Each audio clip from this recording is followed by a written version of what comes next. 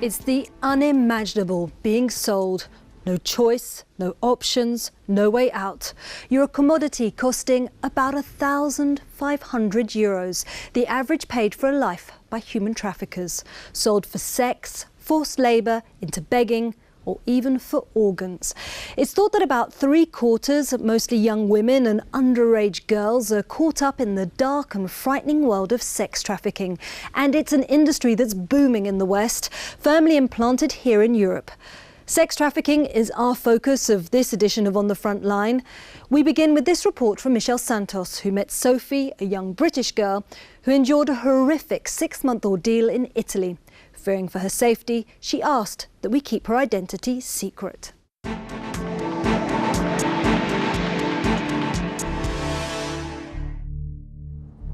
I was 18 when I met Cass. He'd been a friend of mine for years.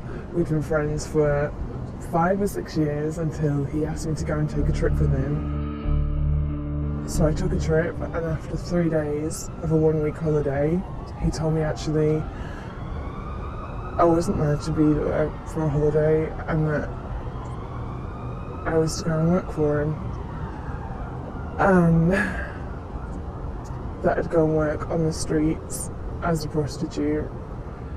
I had to make a certain amount of money every night, anywhere between 700 to 1,000 euros. So that would be anywhere from, on a really bad day, 17, and the worst was about 30 to 32 people. And that's what I did every day for 6 months. And he took everything away from me. He took a lot of time, but he's taken everything since as well. And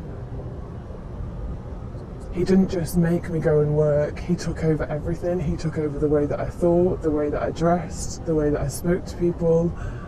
I couldn't trust anyone. I couldn't ask anyone for help because of what he would do to me and what he would do to my family as well.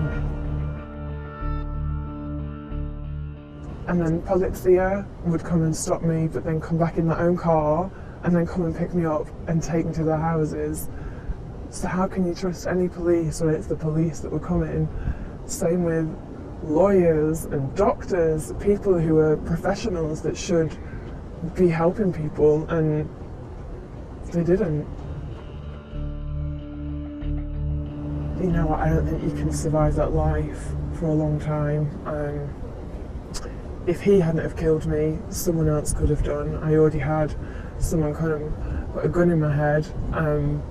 You know, there was always different weapons that people came with, so something would have happened to me. Just to conclude, Sophie was finally able to escape her captor. She fell very ill and was hospitalised, and only then found the courage to finally call her family for help. I'm joined on the front line to discuss this issue by Miria Vasiliadou, who is the EU's anti-trafficking coordinator, and Toos Hemskirk from the NGO Not for Sale. Miria, I find it incredible, distressing that we're having this conversation today in the 21st century about Europe, about slavery, about sex trafficking. Who are the victims? Where do they come from?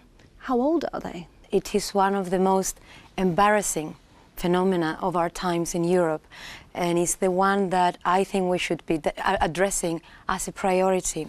I would say that victims of sex trafficking today could be anybody.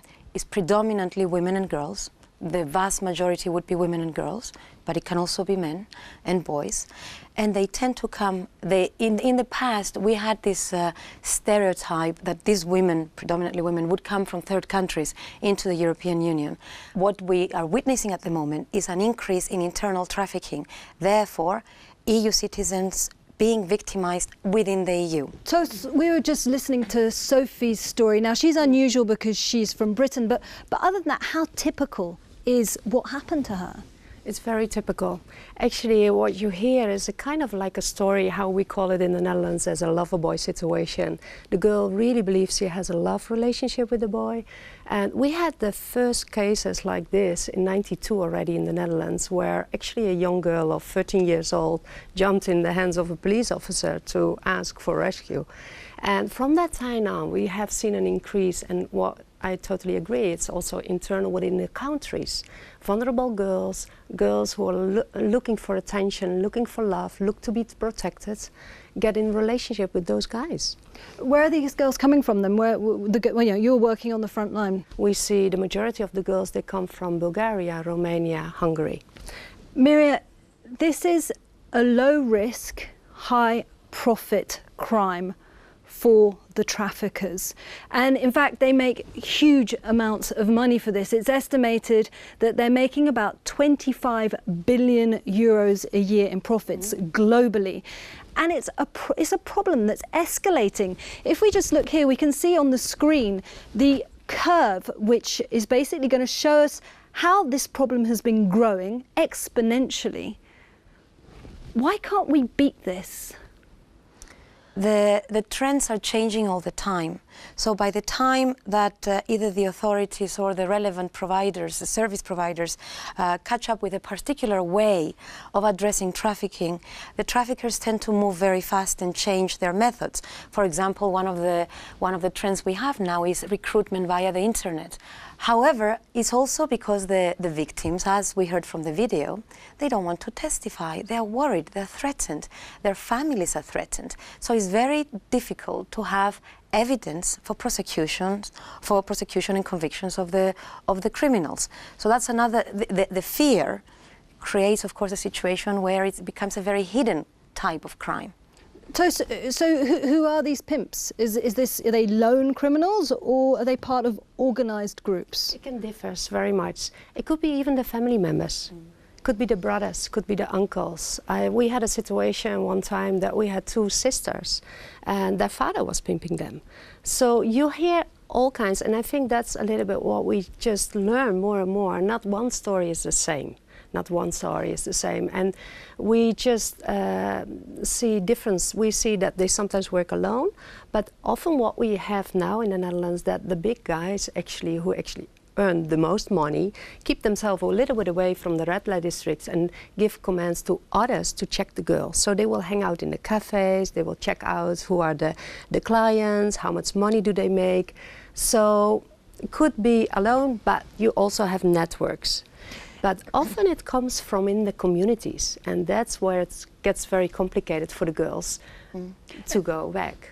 Mary, you mentioned prosecutions, conviction rates, and it's pitiful at the moment. I think it's just 1 in 800 cases of human trafficking ends up in a conviction. Now, there is an EU directive that should be transposed next year, we hope. Do you think there's the will behind it amongst the member states to really make a difference? If you look at this legislation, this directive, it shows that there's a will to move forward, to deal with the prevention of the crime, the protection of the victims, and the prosecution of the criminals. Having said that, the directive is more focused on the protection and assistance of victims. When they feel protected from that, they're more likely to testify and cooperate with the authorities. That in itself, one hopes, will help prosecution and eventually convictions. Tos, I'd just like to ask you to move the debate on to another issue. As you're really working, as we were saying, on the front line of this, EU enlargement in 2004, did you see the demographic of girls working on the streets change as a result of that? Very much. After the fall of the Iron Curtain, we saw in Amsterdam an incredible increase of Eastern European women, but we got them from Albania, Russia, Czechoslovakia, all those countries. The streets were full. All of a sudden we had this change from the South American, Thai, Dutch woman. It was just Eastern European women. So we see, and it's actually more, I think about now 75% of all the women behind the windows in Amsterdam are Eastern European girls. What about candidate countries then, EU candidate countries? Now, I find it incredible that, you know, human trafficking, sex trafficking is a crime against humanity, yet the EU is still considering some of these countries to become EU members, despite the fact that they have got a terrible track record in human trafficking. How can we have come to this? Well, trafficking, as you said, is not only a horrible phenomenon, it is about slavery. We're talking about people being kept into conditions of slavery. This is what this is. I think that with enlargement and also with the candidate countries, I don't know about individual track records on trafficking, but what I do know is that they're subject to acquis.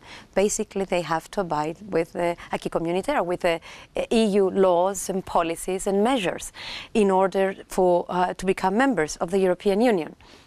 Toast, finally then, and briefly, how do you see the future then? I think we should invest in the root of the problem, where it comes from. The majority, as what has been said also already, is a lot of the girls come out of poverty. They feel very responsible to take care of the family, vulnerability. If we don't engage business, NGOs, police, all kinds of different parties actually together and invest in countries of origin, the problem will continue to go, because girls are looking for a way and have ideas about the West that they can make lots of money, which is just false ideas. Miriam? In terms of trafficking for sexual exploitation, I am a great believer in this EU legislation. I think it is the way forward. I do hope and I do see that the member states have the political will to put their resources where they should, because at the end of the day, I hope there's no member states who would say, well, we don't care about human slavery. Miriam, Toast, many thanks for joining us. So, unless there is a real commitment, it seems this form of modern slavery will inevitably continue growing. Today, there are more slaves than at any time in human history. In fact, some estimates put the number of slaves at 27 million globally. This is a huge and complex issue, and one we'll be returning to. Our debate continues online. You can tweet me with your comments. In the meantime, see you for the next edition of On the Frontline.